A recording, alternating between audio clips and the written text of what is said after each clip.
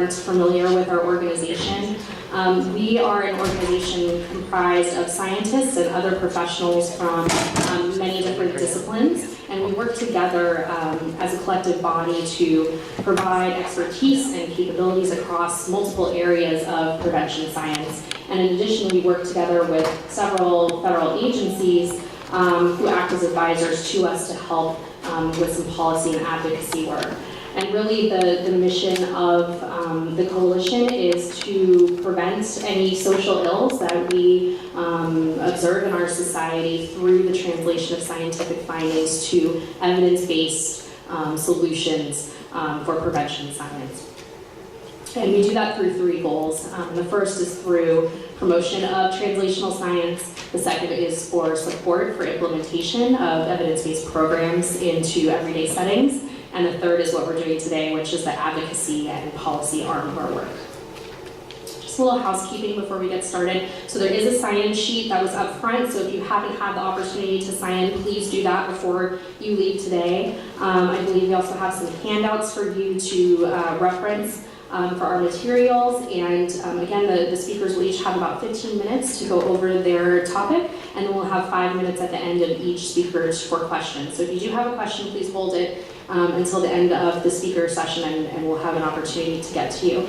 And please complete the anonymous evaluations that we've handed out to you, and do that at the culmination of each speaker, so we have specific feedback on how to improve our briefings. Okay, so I'm going to start by just giving us an overview of the topic of violence against women and why this is such an important discussion point for us to be holding this briefing today. And in the spirit of any good science, we want to start with an operational definition of the construct that we're thinking about. And really what we're talking about in terms of violence against women is gender-based violence. And the idea of violence is broader than some might think. So it's not limited just to physical injury or evidence of violence that we can see, but also reflects unseen wounds. And that could be considered threats or coercion or psychological abuse. And we know from more recent research, specifically in child trauma, that emotional abuse in particular, which is something that didn't get a lot of recognition until, say, the past 5 or 10 years, has equal predictive value in predicting post-traumatic stress disorder, even compared to other types of physical trauma. So it's not just what we can see from the outside, but things that are often occurring in contexts that we don't see readily. And violence is also relational. So it doesn't just involve the women or the perpetrators who are involved in the violent acts, but it also affects other types of relationships. It's intergenerational. We see patterns repeated across generations of similar behaviors, and it affects the entire family system. So it's not just going to have adverse effects for the women that are experiencing it, it's going to affect all members who are in that family, including her children, obviously her partners, and any other family members that she might be living with. Yes? Okay, great. So in terms of prevalence and types of violence, this is obviously a very prevalent issue in our society, otherwise we wouldn't be here speaking about it today. If we look at the problem globally, at least 35% of women experience violence in their lifetime at some point, so quite a lot.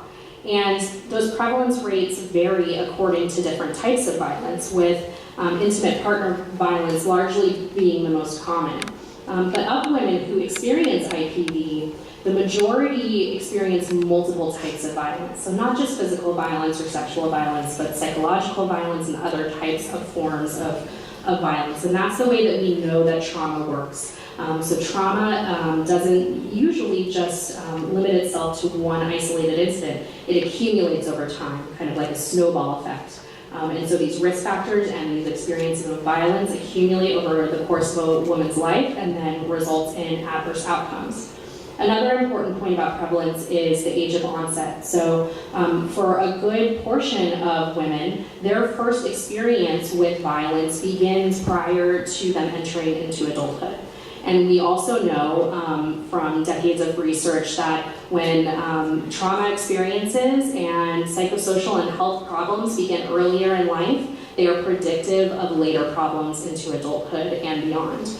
So this is a key point and justification for why prevention is so critical for this issue.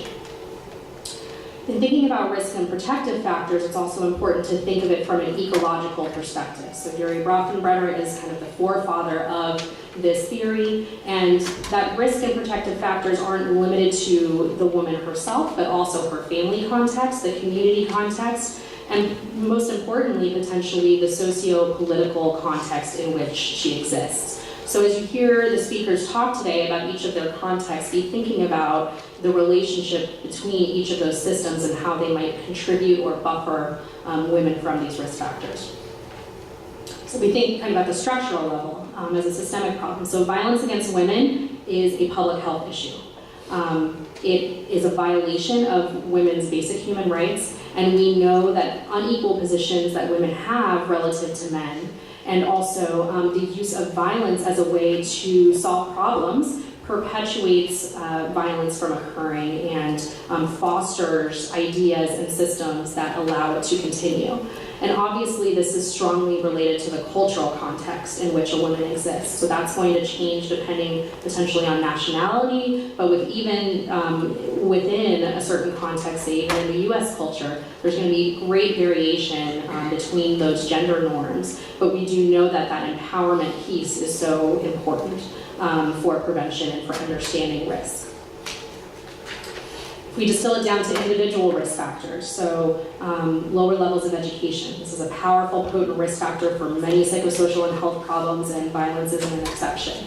As I mentioned earlier, history of maltreatment or history of witnessing violence in the home as a child increases a woman's risk for being victimized later on in her lifetime.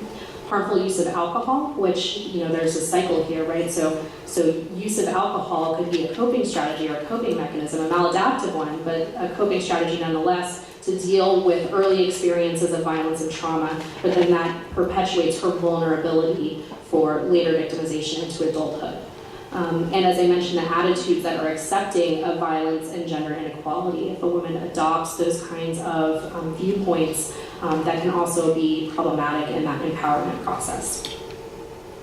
So what are the consequences of violence? There are many, right? So across physical health, mental health, and economic areas, we know that, from early trauma work that the body keeps the score. So if women experience trauma and violence chronically, which is most often the case, that's going to come out in terms of development of illnesses, diseases, and other chronic health problems, which are very costly to our economic burden. And then in addition, mental health problems, depression, anxiety, PTSD, which can also be very costly, alcohol and substance use, and at its most severe form, suicidality.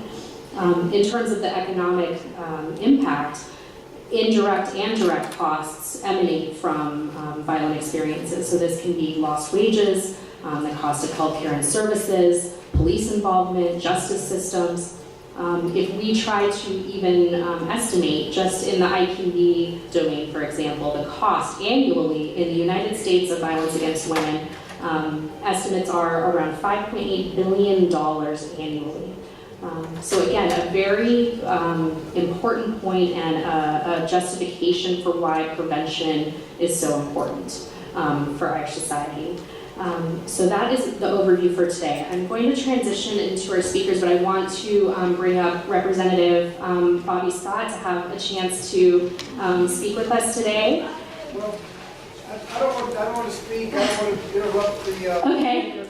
But just to thank you for having an evidence-based approach to crime. I know Neil was trying to promote prevention from an evenance-based perspective, and it's extremely helpful and productive if more people would take that approach, particularly in crime when you have basically a slogan-based approach to a crime policy. It would be much better if we had the evidence-based prevention and early intervention. We could actually reduce crime and save money. So, Neil, thank you, and I want to thank all of our witnesses for really focusing on things that can be extremely helpful in the debate. Thank you. Thank you.